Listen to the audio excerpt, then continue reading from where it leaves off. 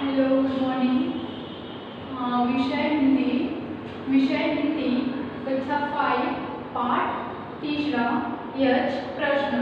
इसके लेखक क्या है? संकीर्त जी है। ठीक है, इसके लेखक कौन है? तो संकीर्त जी है। अब यच प्रश्न, तो इसकी टॉपिक के बारे में हमने अगले क्लास में तो वो डिस्कशन किया ही था कि इसका मतलब क्या होता है, इस चीज़ में क्या क्या दी हुई है, ये स्टोरी किससे रिलेटेड है। तो ये जो स्टोरी है, ये जो पाठ की जो स्टोरी है ना, वो महाभारत से रिलेटेड है। यच का प्रश्न, यच का प्रश्न क्या होता है? तो यच प्रश्न करता है क्योंकि वो सरोवर नदी का रखवाला होता है। तो उस नदी का पानी बिना इजाजत के कोई पी नहीं सकता। जब उस नदी का उस नदी के जो रखवाले हैं वो उससे प्रश्न करेंगे, और उस प्रश्न का अगर आप आंसर दे दोगे ना राइट, तब आपको परमिशन मिलेगी कि हाँ, आप इस नदी का पानी अब पी सकते हो। इस इजाजत के बिना आप उस नदी का पानी पी भी नहीं सकते, और अगर आप पीते भी हो ना तो उसका आपको दंड चुकाना पड़ेगा। ओके, तो चलिए आज हम आगे देखते हैं कि क्या क्या होता है। पहली बात तो हमने कहाँ तक एक पैराग्राफ एंड 2 पैराग्राफ कंप्लीट कर लिया था। ओके, अब हम देखते हैं 3rd पैराग्राफ से कि क्या क्या यहाँ पर बोला जा रहा है, कौन सी घटना हुई, क्या हुआ। ठीक है, नकुल प्यास के कारण बहुत विह्वल था। ओके, नकुल प्यास के कारण बहुत ही विह्वल था, यानी कि बहुत ही व्याकुल था। ओके, बहुत ही विह्वल था, इसीलिए उसने आवाज की अवहेलना करते हुए शीतल जल पीने का प्रयास किया। इसीलिए उसने आवाज की अवहेलना यहाँ पे दी गई है। अवहेलना का मतलब होता है अनादर, उपेक्षा। ओके, अवहेलना का मतलब होता है अनादर, उपेक्षा। अवहेलना करते हुए शीतल जल पीने का प्रयास किया, परंतु यह क्या पानी का प्रथम घूंट पीते ही वह अचेत होकर पृथ्वी पर गिर गया। अचेत होकर पृथ्वी पर गिर गया, चेत यानी कि वो जैसे ही उस पानी का घूंट अपने मुंह में लिया ना, वो वैसे ही सीधे क्या हुआ, वो गिर पड़ा। कौन? तो नकुल। अब आगे क्या बोल रहा है 2nd पैराग्राफ में, नकुल के लौटने में विलंब हो गया था। नकुल के लौटने में विलंब हो गया था, यानी कि काफी देरी हो गई थी। ओके, विलंब यानी देरी से, काफी देरी हो गई थी। तो धर्मराज युधिष्ठिर ने सहदेव को अपने भाई को बुलाने और पानी लाने को कहा। तब धर्मराज युधिष्ठिर ने क्या किया? सहदेव को बुलाया और उसे पानी लाने को कहा। सहदेव भी बहुत अच्छा कहकर नकुल को ढूंढता हुआ सरोवर के पास पहुंचा। सहदेव भी क्या किया? बहुत अच्छा कहते हुए नकुल को ढूंढने के लिए उस सरोवर नदी के पास पहुंचा। वहां उसे नकुल को मूर्छित पड़ा देखकर बड़ा आघात लगा। मूर्छित यानी बेहोश, मूर्छित यानी क्या होता है? बेहोश।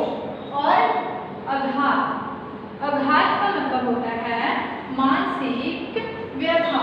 ओके, मानसिक व्यथा का मतलब क्या होता है? अगर अपनी लैंग्वेज में अगर बोला जाए तो उसे देखने के साथ ही ना उसका जो दिमाग है ना, वो किसी परेशानी में चला गया। उसका जो संतुलन था, जो उसका मस्तिष्क था, वो काम नहीं कर रहा था। ठीक है, वो चीज देखकर तो क्या हुआ, जब बड़ा आघात लगा तो प्यास की तड़प के कारण उसने भी पानी पीने का प्रयत्न किया। प्यास के तड़प के कारण उसने भी पानी पीने का प्रयत्न किया। किसने? तो सहदेव सहदेव ने, परंतु यक्ष की आज्ञा का उल्लंघन करता हुआ वह भी अचेत होकर सरोवर के किनारे गिर पड़ा। परंतु यक्ष की आज्ञा का उल्लंघन यानी कि आज्ञा का पालन ना करना होता है। उल्लंघन का मतलब किसी भी चीज का पालन ना करना, उसे तोड़ देना, उसे बोलते हैं उल्लंघन। ठीक है, उल्लंघन करता हुआ वह भी अचेत होकर सरोवर के किनारे क्या हुआ, गिर पड़ा। युधिष्ठिर ने दोनों मंत्री कुमारों के ना लौटने से चिंतित होकर पहले महान धनुधारी यानी कि धनुष धारण करने वाला, तो महान धनुधरी अर्जुन और फिर गदाधरी यानी कि गदा धारण करने वाला भीम को पानी लाने और अपने भाइयों का पता लगाने के लिए भेजा। तो युधिष्ठिर जो थे, दोनों भाई के ना लौट आने पर, नकुल सहदेव के ना लौट आने पर वो काफी चिंतित हो गए। चिंतित का मतलब होता है परेशान। ओके, चिंतित का मतलब होता है परेशान होना। काफी ज्यादा वो चिंतित हो गए। फिर उन्होंने धनुष यानी कि धनुधारी यानी कि धनुष को धारण करने वाला एवं गदाधारी यानी को गदा को धारण करने वाला भीम और अर्जुन को देखने के लिए भेजा कि जाके देखो कि वो लोग अभी तक क्यों ना लौटे। फिर अर्जुन और भीम क्या किए कि उस सरोवर नदी के पास गए अपने भाइयों को ढूंढने। तो परंतु यक्ष के प्रश्नों का उत्तर दिए बिना पानी पीने की चाह में वे भी जलाशय के किनारे अचेत होकर गिर पड़े। लेकिन नकुल गए, वो भी गिर पड़ा बिना प्रश्न का आंसर दिए। फिर सहदेव गया, वो भी मूर्छित हो गया। उसके बाद अर्जुन भीम गए, वो भी प्यास से काफी व्याकुल थे, तो वो भी वही काम किए जो काम नकुल और सहदेव किए, जिसके कारण उनका भी अंजाम यही हुआ कि वो उस नदी के पास क्या हो पड़े, अचेत होकर गिर पड़े यानी मूर्छित हो गए। मूर्छित का मतलब होता है बेहोश होना। अब आगे क्या होता है, अंत में अपने भाइयों को ना लौटते देखकर अत्यंत चिंतित हो महाराज युधिष्ठिर भी चारों ओर घने वृक्षों से घिरे उस मनोहरी सरोवर के पास पहुंचे। उस मनोहरी सरोवर के पास पहुंचे। मनोहरी का मतलब होता है मन को हरने वाला, मन को हरने वाला। मनोहरी का मतलब होता है मन को हरने वाला। तो जैसे कि कई चीज होती है ना कि आपको कई चीज पसंद आ जाती है, तो आप ही उसके प्रति क्या हो जाते हो, अट्रैक्ट हो जाते हो। ओके, अट्रैक्ट यानी होता है आकर्षित हो जाते हो उस चीज के लिए। तो यही चीज यहाँ पे बोला जा रहा है कि अंत में अपने भाइयों के ना लौटते देखकर अत्यंत चिंतित हो महाराज युधिष्ठिर भी चारों ओर घने वृक्षों में घिरे उस मनोहरी सरोवर के पास पहुंचे, जहां पर उनके चारों भाई प्राण रहित होकर निश्चेष्ट पड़े थे यानी कि बेहोश होकर पड़े थे। उनके अस्त्र शस्त्र इधर उधर बिखरे पड़े थे। उनका जो अस्त्र शस्त्र था यानी कि वो जो भी अस्त्र शस्त्र लेके जाते थे, धनुष वगैरह जो भी वो जो लेके जाते थे, वो क्या हो गया था, इधर उधर पड़ा हुआ था। अपने समस्त भाइयों की यह करुण अवस्था देखकर वे गहन चिंता में डूब गए और अपने भाइयों का नाम लेकर बहुत देर तक विलाप करते रहे।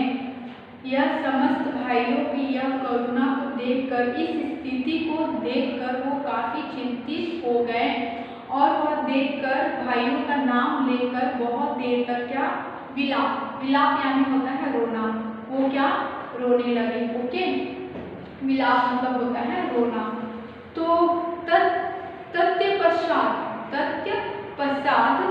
अपने मन को स्थिर कर उन्होंने अपने भ्राताओं के शरीर को बड़े ध्यान से देखा। उसके बाद क्या हुआ ना कि उन्होंने अपने मन को शांत रखकर उन्होंने अपने भ्राताओं का मतलब होता है भाई, भ्राताओं का मतलब होता है भाई के शरीर को बड़े ध्यान से देखा। उन पर किसी अस्त्र शस्त्र की चोट भी नहीं थी। उन पर किसी भी ऐसे अस्त्र शस्त्र की कोई ना खरोच थी, ना ही कोई चोट लगी हुई थी। अनेक प्रकार से विचार करने के उपरांत वे सरोवर के जल में उतरने लगे। अनेक प्रकार का यानी कि बहुत तरह का वो विचार अपने मन में करने लगे और उस विचार करने के बाद वह सरोवर में उतरने लगे। तो समझ आया कि क्या हुआ, सरोवर का जो पानी था वो इस तरह नहीं पीना था।